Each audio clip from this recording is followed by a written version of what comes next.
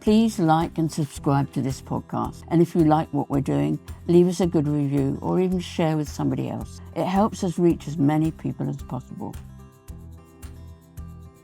What they need to do is kind of reframe and say, well, it's not a case of shaming my partner, it's a case of getting help from me. They want help for their drinker. And it doesn't occur to them that they need help for themselves. The more you do it, the easier it gets.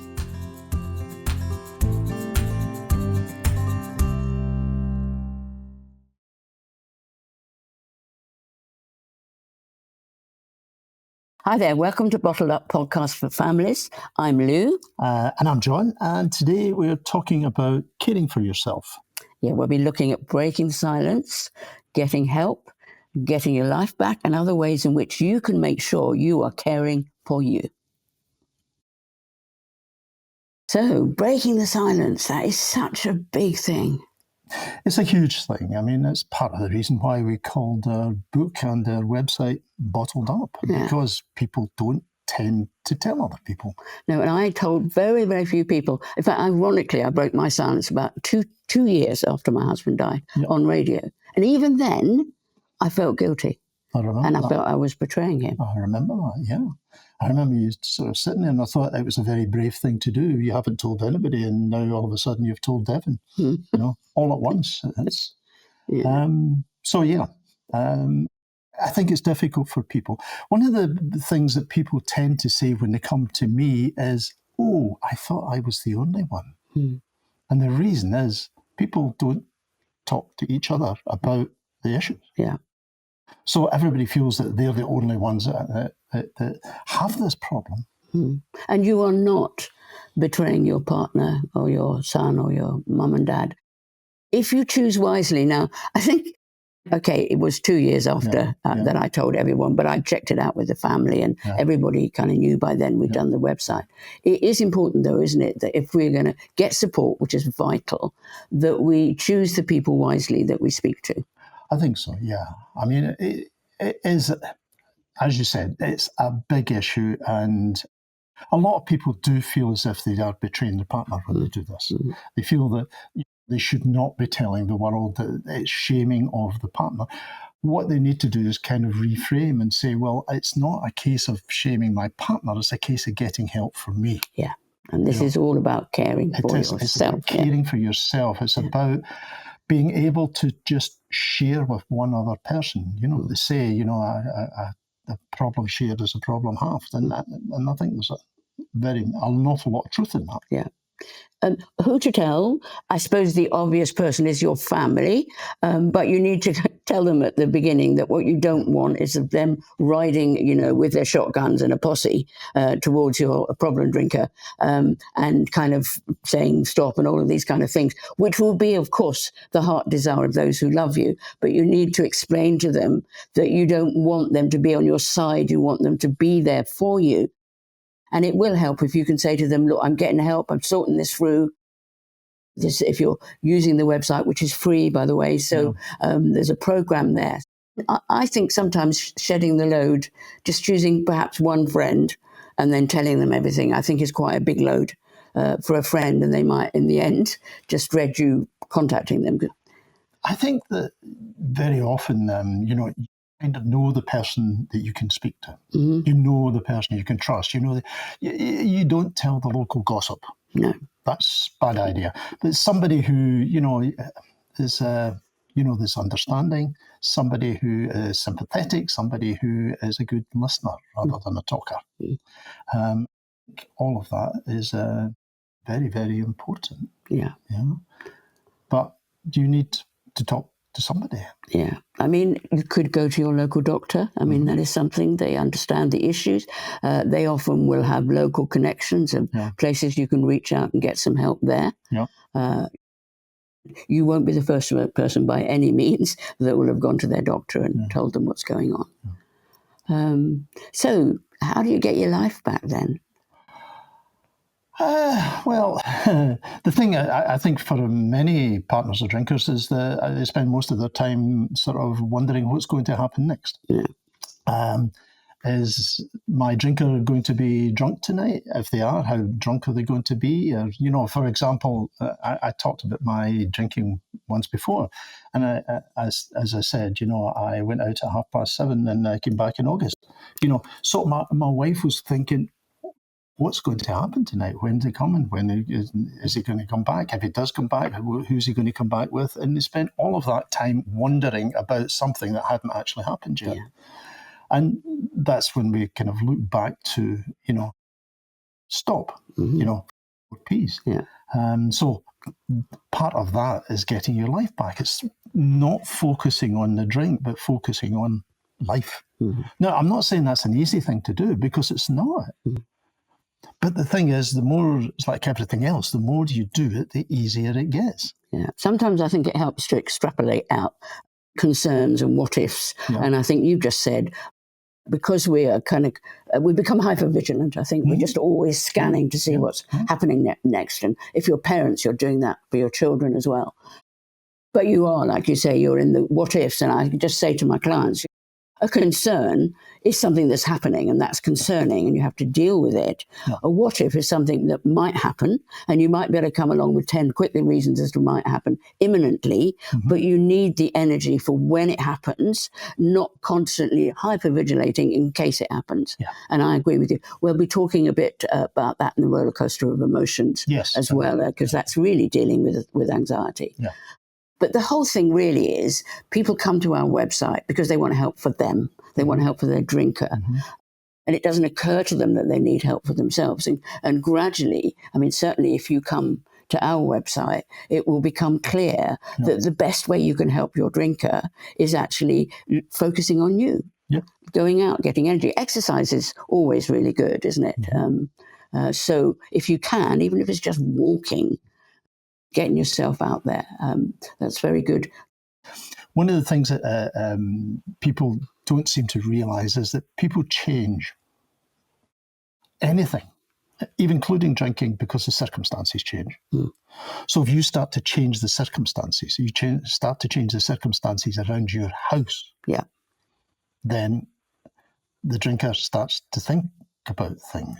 Yeah, because people come to the website and they look for the pixie dust, as we used to call it. They look for that sort of bon mot, that phrase that's going to change them. That one action, and it doesn't happen like that. If we did, we'd be multi-millionaires by this time. Yes. And it just doesn't happen like that. It tends to happen incrementally.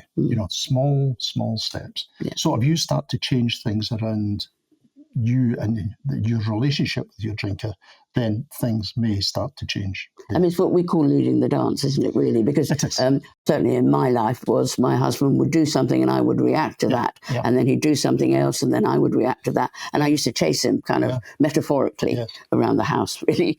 But when I actually began to step back, actually, I think it really throws problem drinkers when we do that. We're going off suddenly over here, looking as if we might be beginning to enjoy ourselves. I think it's very discombobulating.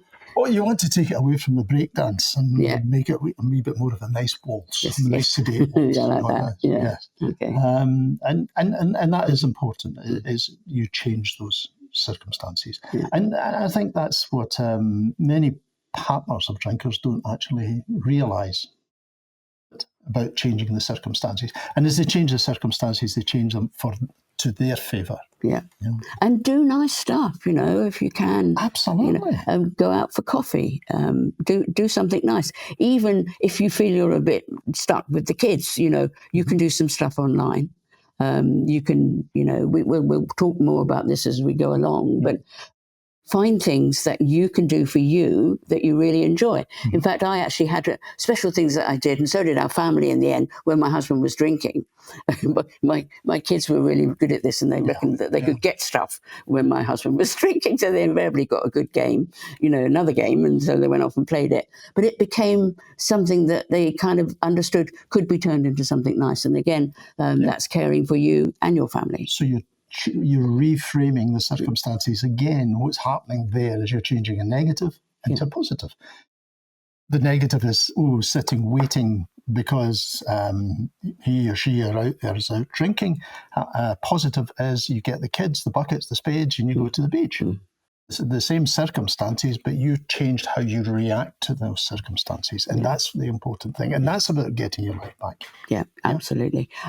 I think we will talk a little bit about spirituality because it has a huge part of recovery, isn't it? The whole thing about spirituality. Yeah. I think that it's an understanding that you're not on your own, and you can call it higher power, you can call it whatever you want to. I think both of us in our own way discovered that we weren't alone, and that there was a force of love, a person of love. There's somebody out there who A, cared, and B, could do something about what was going on. So we have Beauty for Ashes. Now, we always wanted to be very, very respectful of people's faiths or people who didn't have a faith. And so we put this in the website, but in a different section. Yeah. We happen to be Christians, but I say that, with some reluctance because we are not what people think of when that comes into your mind. Yeah, have a look at it. Yeah, before you find out what it is. You find me as a reluctant Christian in there, because I wanted nothing to do with it at all, Yeah. But you're right. Spirituality and addiction have always sort of had an uneasy relationship, and if you look at Alcoholics Anonymous, there is a spirituality runs through that. You look at things like Synanon, it no longer exists. Yes, there was a spirituality around that. And if you go even further back a couple of centuries, then the cure for addiction was either the stocks, whipping, or boarding with a minister, and nobody was quite sure which was the worst. Which was the biggest deterrent. So yes, that spirituality always came through there. And interestingly, in Alcoholics Anonymous, Bill Wilson, who was the person who started Alcoholics Anonymous, wrote to the very famous psychologist of the time, Carl Jung. And Carl Jung wrote back to him and said, without spirituality, there will be no cure.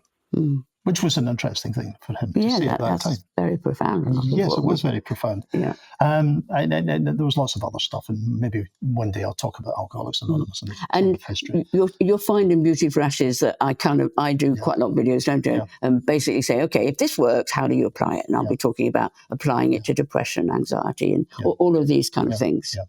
But the idea of spirituality is, yes, there's somebody there, somebody is caring for you, somebody that you could talk to without any fear of it going elsewhere. Yeah. There's lots and lots of reasons, at a very superficial level to a very sort of deep. So we are two people in this. We don't want in any way for you to think, but it has helped us so much, and it has helped people so much that it would be so sad if we weren't able to share that bit with you, because it's been crucial to both of us. So, I got to a point in my life where if someone had said, go through a hedge backwards and say a prayer, I'd have done it because I was so desperate. So if the help is there, why would you not take it? Yeah.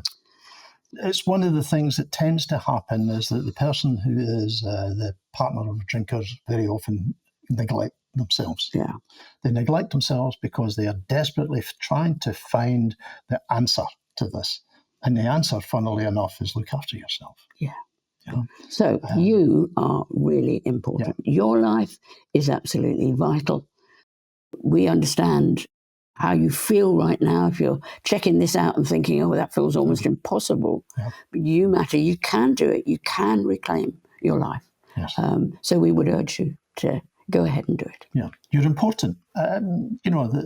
What's the L'Oreal advert? You're worth it. Yeah. I thought that was a lovely, it's a terrible advert, but it's a lovely sort of saying. Yeah. You're worth it. And I think that's very important. Say it to yourself, you're worth it. Okay, to sort of sum up, what we've been talking about, what would people take away from this?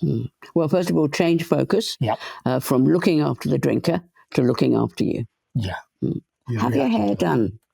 Go out for a coffee with your friend. All of those things that were normal to you that made you feel good that you may not have done for quite a while. Yeah. Take care of yourself. Spoil yourself. Yeah, absolutely. Yeah. Okay, sharing your problems in therapy is not betrayal, and sharing your problems with other people is not betrayal. No. One thing I should have said during that was that very often when you share with somebody, particularly if it's somebody close, what you get is relief because they already know. Yes. And they're holding that secret as well. Yes, that's true. Yeah, and I don't think we mentioned going to get therapy, but as the word therapy is there, there are people, it really does help. I mean, I'm a counsellor, I say this, to go and talk this through confidentially with someone. So if you can and you feel you would be helpful, it is a good thing to do. Yeah, exercising, which we talked about that, and go down the gym if you can do it, can be really helpful, can't it? Yeah, I think, bucket and spade therapy, with the kids, that really changes the focus, changing a negative into a positive, so spirituality, it can help. Yeah. There's a long tradition of it, as we've said. And lead the dance rather than follow. Yes, waltz instead of break dancing. But just look after yourself. Yeah. Again, I'll say it. You're worth it.